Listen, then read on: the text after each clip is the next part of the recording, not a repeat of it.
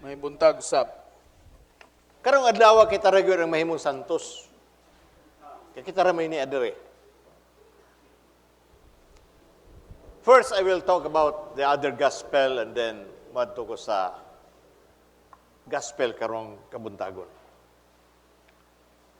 In our gospel, the question is, who will make it to heaven? Kinsa man kada usa nato nga makaadto sa langit. Makaadto sa langit to God's kingdom and everlasting peace and eternal life. Usahay katawanan kayo mga tao karon kay sa moingon nga nganong adtuan pa man nato ang atong mga patay, nganong iampo pa man nato. But the bottom line is, nag-ingon si Jesus, kinsa katong midawat kaniya, makabaton o kinabuhing walay katapusan. Eternal life. Di, walay namatay. Eternal life man tanan. So, kanang dili mo tuo, bahin ana, meaning, wala sila mo tuo nga gitagaan sila sa Ginoo, what we call eternal life. O makita nato nga mahimo tang usa ka santos mo ko natong aim nga si Jesus mao ang pultahan, the door to the kingdom of heaven. But Jesus nagawan sa ato nga we might be excluded if we will not strive to enter the narrow door nga makita nato sa John chapter 10 verse 9. Sigpit kaayo kapurtahan nga pag-aagian. Gipadala sa amahan si Jesus to open a way for us. Kung gusto nato nga mo intra diha sa gingharian sa Dios and receive our inheritance, mabdawat nato ang kabilin, then we must follow the way of Jesus to the cross. The question again, why Jesus say, you must strive to enter His kingdom. The word nga pulong nga strive sa English means as agony, na ay kasakitan to enter the kingdom of God. Dili ni hayahay. Usahay maabot sa tungo na mag-born again ka para way problema. Di mali na mao ang giingon sa gospel. We struggle against every force of power of opposition. Labi na ang atong kaaway. Karong adlaw pa, hinungdan gyud ang kaaway. Kay puro ungo atong makita kung madto ka og gaysano nay ungo dito daghang kayo.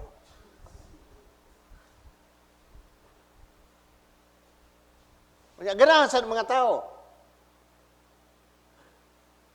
Wa ka ba kay nga you are putting bad spirit sa atong tagsatag sa kinabuhi kung mo-engage tada ng mga bulatuna.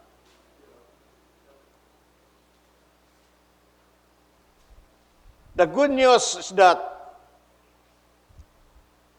we do not struggle alone. God is with us and His grace is sufficient. Victory is assured. Makita nato sa Philippians 1:27. Na sa atong ebanghelyo karong kabuntagon, kita gitawag that we are called to be a saints. Amin ba ta na? Santos tuntun. Sa mga santos diha. Santos Kii. Santos Junil.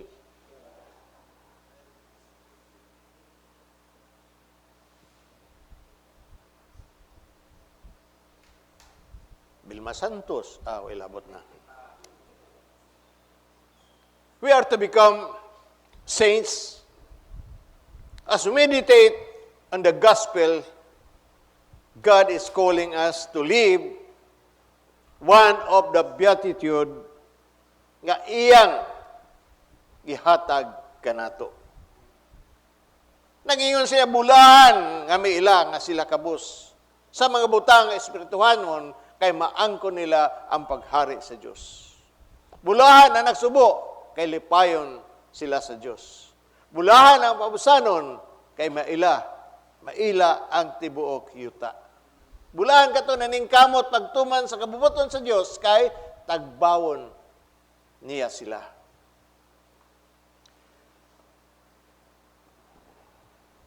Now, balik tagamay. One of the beatitude, we are commanded nga mopokus ta that God will work wonders in our lives. It is our prayer that we will become the true tinuoray nga mga santos in this world, that God will use us to further spread His kingdom. Murag ko ang tanong, di ko anong santos. Munang gusto sa Ginoo, we will strive hard to work as saints. Spend His kingdom now and eternity. Ang gitawag nato nga Beatitudes invite us to the height of holiness. These Beatitudes were given to us. Dili ni para sa mga Christian nga mga lukewarm. Mga Christian nga mga siyot-dili. These Beatitudes were given to us para to fulfill nga kita mga Kristohanon nga magtuman sa sugo sa Dios. We strive nga mahimot ang mga santos ni ini nga panahon. Bisag wala tayo ngalan, di ka man San Pedro, wow, it doesn't matter. Di ka man San Juan, doesn't matter. But we will strive to live a holy life as a saints. Amen ba taana? Mao ng Ebanghelyo, sa ngalan samahan, sa Anak, o sa Espiritu Santo. Amen. Please stand.